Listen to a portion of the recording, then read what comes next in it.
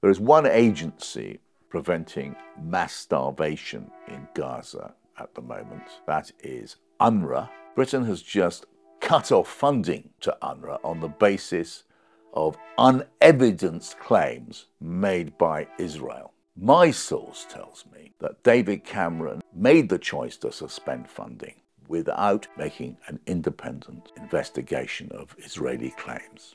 One of the things I simply don't understand is why countries like Britain were so ready to believe what the Israelis told them. Israel has a record of telling whoppers. Israeli Defense Force and Israeli politicians have persistently, and as a matter of course, lied about what they are doing. And in the Gaza conflict, you can just think about the 40 beheaded babies and the Shifa hospital, the great underground complex which Hamas was supposed to have there. They lied about use of white phosphorus. They've lied again and again and fabricated fake episodes in order to substantiate their fake stories. Truth is the first casualty of war.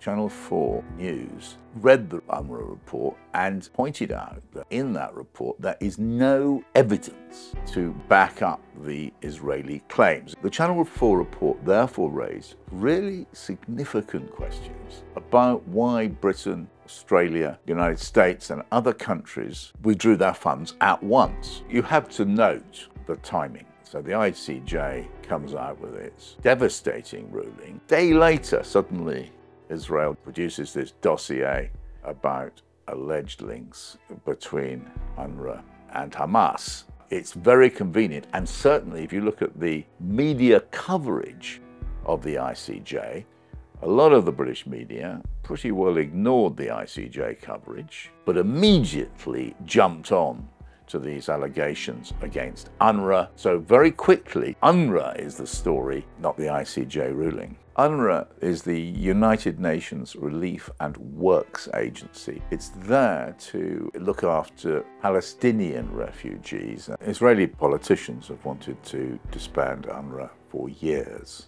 אונר"א הוא ארגון שמנציח את בעיית הפליטים הפלסטינים, והוא גם מנציח את הנרטיב של זכות השיבה כביכול במטרה לחסל את מדינת ישראל. ולכן אונר"א צריך לעבור מן העולם. Because UNRWA formalizes the idea that there are Palestinian refugees and they have a right to return, to go back to the homes which they were driven out of in many cases. And that's disliked by Israel because it has never accepted the right to return and would love to abolish the idea that somehow there are a collection of refugees who have the right of return. So that's led over time to a series of attacks or criticisms of UNRWA. Israel's Channel 12 exposed a classified, very high-level foreign ministry secret report which set out a three-stage plan to get UNRWA out of Gaza and get rid of UNRWA. And let's put this in a broader context. Britain, the United States and other Western countries have been giving effectively a blank political check to Netanyahu and his semi-fascist government to commit atrocities on a massive scale without complaint, continuing to supply arms, at the same time cutting off the funding for the one humanitarian agency which is able to give some form of relief to the people of Gaza, many of whom are starving. Let's bear in mind something else. More than 150 UNRWA staff have been killed by Israeli action. Not a single murmur of protest from the British government.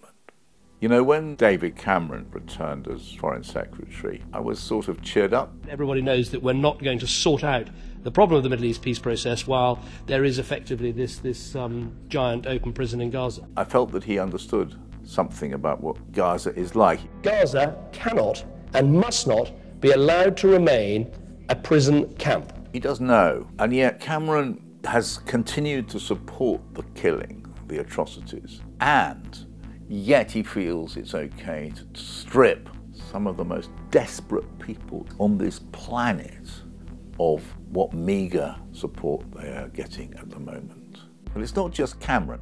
Let's look at the case of Andrew Mitchell, who was International Development Secretary under the Cameron government 15 years ago. When Cast Lead happened, which was a relatively small percentage of what's going on now, he was really agitated by it. He'd called for an international arms embargo because what Israel was doing was so terrible. Christopher Gunnis, who was the head of UNRWA at the time, broke down crying after the Israelis shelled a UN school and killing staff and children they were responsible for.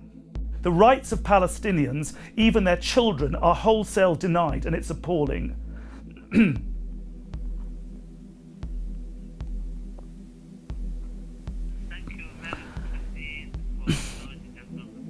My pleasure.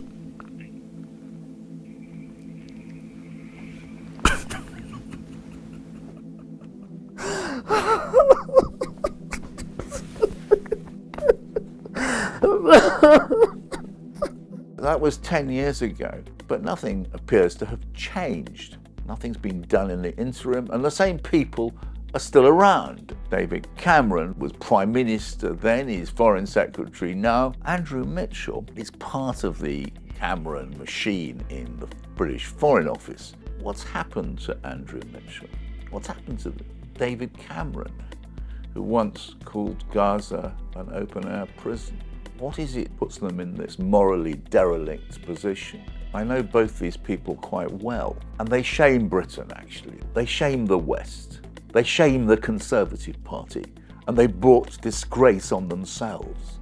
If you go back 21 years, you have the young David Cameron voting naively for the invasion of Iraq on the basis of Tony Blair's fabricated dossier alleging Saddam Hussein had weapons of mass destruction, now called the Dodgy dossier. 21 years later, you have David Cameron acting with incredible promptitude. He cuts off the funding for UNRWA on the basis of this Israeli report. It does bring home the fact that the Iraq invasion was an utter disaster. It was based on fake information. Nobody involved in that business have suffered as a result. Their careers, they've continued to rise effortlessly upwards. Meanwhile, those who opposed the war, it needs to be said, have suffered for it. Jeremy Corbyn, been right about Iraq, Afghanistan, Libya, and the one political voice, really, who speaks out for a ceasefire in Gaza, is absolutely marginalised, despised. You are rewarded in British politics for getting it wrong, and the consequences for believing dodgy dossier is actually your career continues to go upwards. Normally, when there are really difficult questions to be asked of a government in this kind of crisis, it's the job of the leader of the opposition to stand up in the House of Commons and ask the deadly questions. Why didn't you make the right checks? Why did you believe Israel without having an independent investigation? Unfortunately, the leader of the opposition is Keir Starmer, who doesn't ask the difficult questions. He has joined forces with Rishi Sunak and David Cameron to have a monolithic bloc at the heart of power about British policy towards Israel and Gaza. It's very hard to see any hope in this situation, but if there is one faint element of hope, is that the narrative put out by the State of Israel, the Conservative government, the Labour opposition, isn't true. And there's a different truth, and people are beginning, I think, to understand that. One of the reasons why Israel is able to carry on committing the atrocities it's doing in Gaza is because the world media, or at any rate the West media, is silent or complicit and certainly does not ask the difficult questions. And that's why Double Down News is so important. And you should support Double Down on Patreon and read Middle East Eye, which I write for.